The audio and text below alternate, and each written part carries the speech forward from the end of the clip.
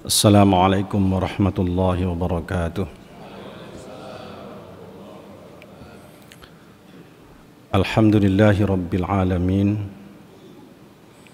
Wal aqibatu lil muttaqin wala udwana illa 'alal zalimin. Asyhadu an la ilaha illallah wahdahu la syarika lah. Wa asyhadu anna Muhammadan abduhu wa rasuluhu la nabiyya ba'dah. Allahumma salli ala habibikal karimil mustafa rasulillahi Muhammad sallallahu alaihi wasallam wa ala alihi wa ashabihi ajma'in. Rabbi israh li sadri wa yassir li amri wahlul 'uqdatam min lisani yafqahu qawli. Amma ba'du. Jamaah salat tarawih Masjid Darul Ilmi PTIK yang dirahmati Allah Subhanahu wa taala. Ada satu kisah yang banyak sekali beredar, kisah itu yaitu tentang Imam Ahmad bin Hanbal. Imam Ahmad bin Hanbal adalah murid dari Imam Syafi'i, dan Imam Ahmad bin Hanbal punya murid, di antaranya adalah Imam Bukhari dan Imam Muslim sebagai para perawi hadis, termasuk Imam Tirmidzi.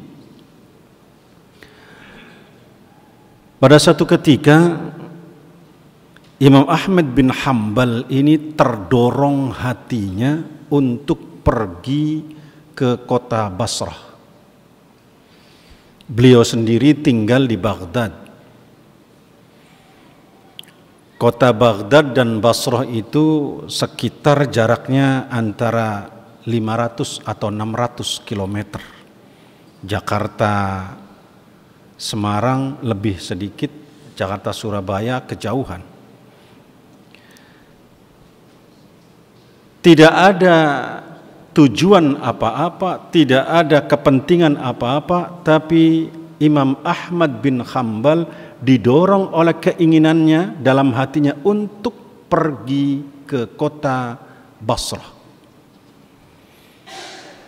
Maka untuk mengikuti keinginan hatinya tadi, beliau berangkat ke Basrah.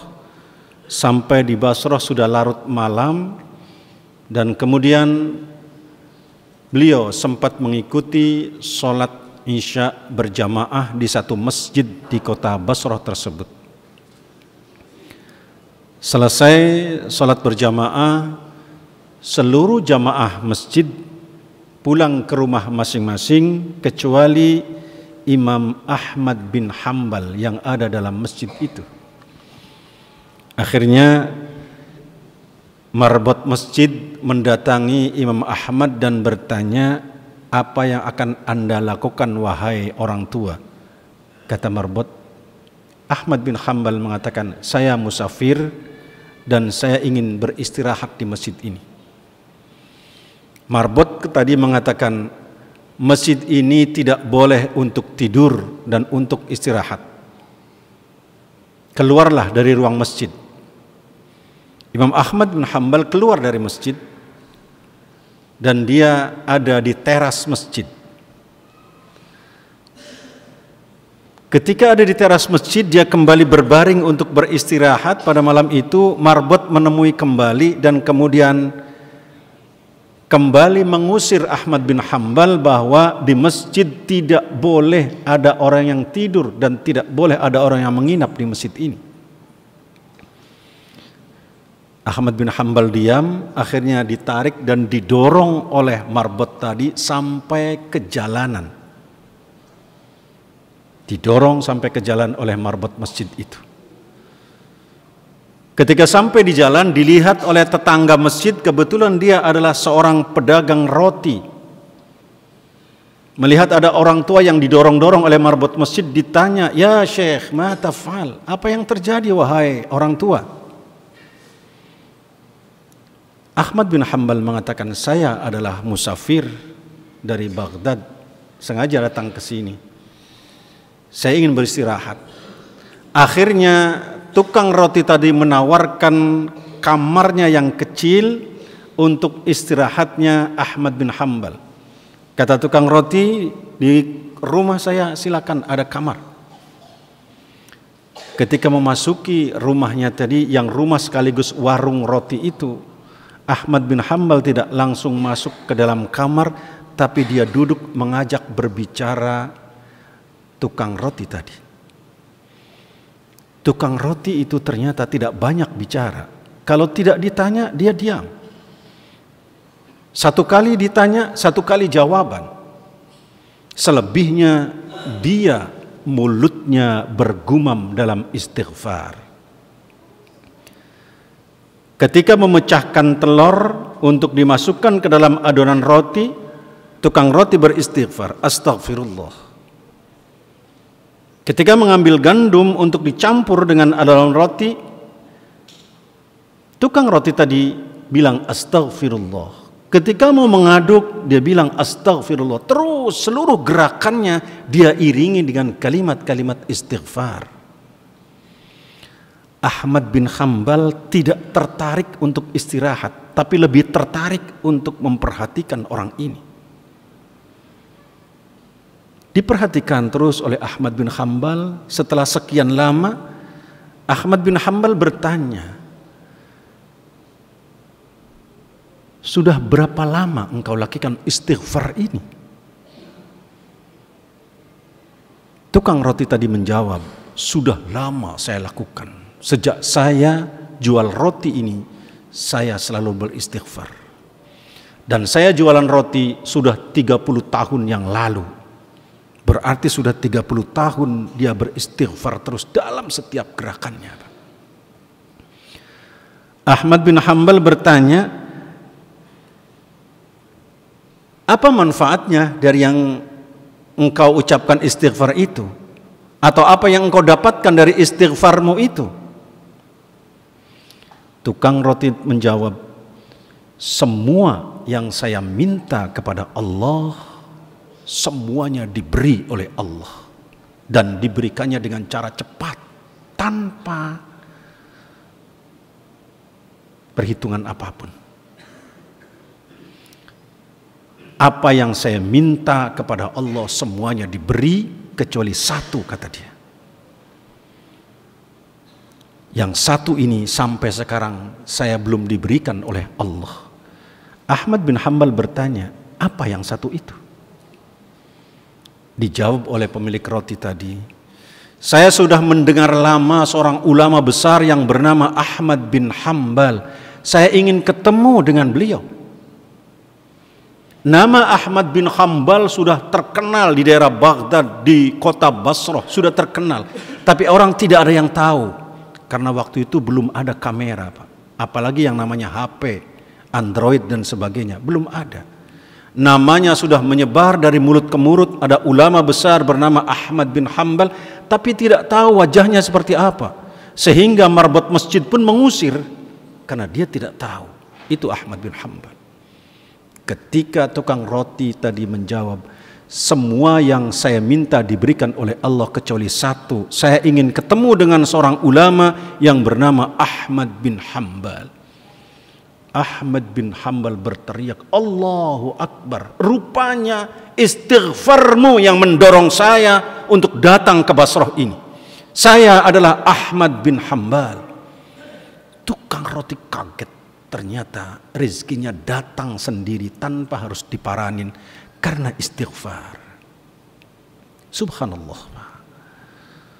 Dengan istighfar ternyata tidak perlu kita mengejar harta, kekayaan, tapi dengan istighfar rezeki datang sendiri. Di bulan Ramadan ini ada waktu yang sangat tepat sekali untuk beristighfar, tapi kadang kita tidak memanfaatkannya dan tidak menggunakannya, yaitu waktu sahur. Allah menginformasikan secara khusus tentang waktu sahur ini. Dalam surat Adz-Dzariyat ayat 18 itu digambarkan oleh Allah, wabil asharihum yastaghfirun, dan di waktu sahur mereka memohon ampun kepada Allah. Yastaghfirun. Siapa sesungguhnya orang-orang yang memanfaatkan waktu sahur untuk beristighfar ini? Digambarkan oleh Allah Subhanahu wa taala, innal muttaqina fi jannati wa uyun, orang-orang yang bertakwa sesungguhnya. Akhidina ma atahum rabbuhum innahum kanu qabla dzalika muhsinin, orang-orang yang mengambil dari semua rezeki yang diberikan oleh Allah dan kemudian mereka berbuat baik kepada semuanya, kepada siapapun. Kanu qalilan minal laili ma yahja'un, dan orang-orang ini di malam hari mereka sedikit tidurnya, tapi dia lebih banyak untuk bermunajat kepada Allah Subhanahu wa taala. Persis kemudian di waktu sahur, wabil asharihum yastaghfirun, dan di waktu sahur dia beristighfar. Karena itu hadirin rahimakumullah, waktu sahur yang ada di bulan Ramadan ini jangan hanya kita gunakan untuk makan, untuk santai-santai, apalagi untuk membuka WA dan kemudian kirim-kirim yang tidak ada manfaatnya. Atau kadang kita menilai manfaat kemudian ngirim orang SMS bangun atau sahur seolah-olah kita sudah bangun, sudah lebih dahulu dan sebagainya. Tapi gunakan waktu untuk istighfar kepada Allah Subhanahu wa taala. Karena waktu sahur sudah dekat dengan waktu fajar.